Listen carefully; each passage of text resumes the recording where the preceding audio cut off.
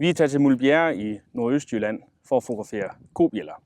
Og vi har fundet 2 lige her, som vi vil starte med at fotografere. Det vi bruger til at fotografere dem med, det er en Nikon D800, en Nikon 200 mm makro, et polfilter og et stativ. Med hensyn til stativet er det en kæmpe fordel, at du kan få den helt ned til jorden. Altså slå benene helt ud. Nogle stativer de er lavet med en midtersøjle, der forhindrer, at man kan få den helt ned til jorden. Og det er brandærgerligt, når man gerne vil fotografere for eksempel blomster, der er tæt på jorden. Det er vigtigt, når vi fotograferer dem, at vi fotograferer dem i øjenhøjde, kan man sige. Det er selvfølgelig ingen øjne på en kobjælde, men det er vigtigt, at man ikke fotograferer den oppefra eller nedefra. Gerne lige på. Vi er nu samlet af udstyret, og mangler kun at sætte polfilteret på. Polfilteret fjerner reflekser i det, man fotograferer, og kan gøre himlen mørkere, mere blå. Det er nu ikke det, vi vil bruge den til her, fordi vi fotograferer kobjælder. Men det fjerner reflekser på blade og på løv, og på den måde får man en kraftigere farve frem. Vi skruer den på, fronten af optikken her. Sådan. Og den måde, man bruger den på, det er, at mens du kigger i søgeren, så drejer du på polfilteret, og så kan du simpelthen se effekten i kameraet. Når nu vi er klar til at tage billedet, så er det vigtigt, at man lige kigger på sit motiv og sikrer sig, at der ikke er noget forstyrrende i baggrunden.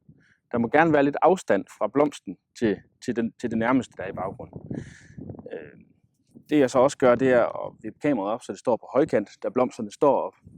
Jeg vil undgå at få for meget luft med i siden af billedet, at vi ikke kan bruge til noget. Det går jeg lidt tæt på her, og så rammer jeg billedet ind, sådan så jeg bare lige har blomsterne, de fylder billedet. Sådan der. En anden ting, man skal være lidt opmærksom på, det er jo, at man gerne vil have så meget i billedet skarpt som muligt. Du vil gerne have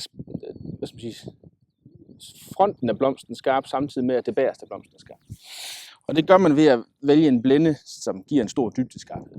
Problemet er, at hvis du vælger en blænde, for eksempel 22 eller 32, så vil du få så meget i baggrunden skarp, så den bliver distraherende. Så det jeg gør, det er, at jeg vælger blænde 8 eller 11, alt afhængig af, hvor meget i baggrunden der kommer med. Og så gør jeg det sådan. Lukketiden den følger lidt med. Jeg bruger den indstilling, der hedder A eller AV på Canons kamera. Vi bruger jo Nikon her. Så nu er vi klar til at skyde. Alle indstillingerne er klar. Kameraet er lige i øjenhøjde med blomsten. Så det næste vi skal gøre er at trykke på knappen og se hvordan det bliver.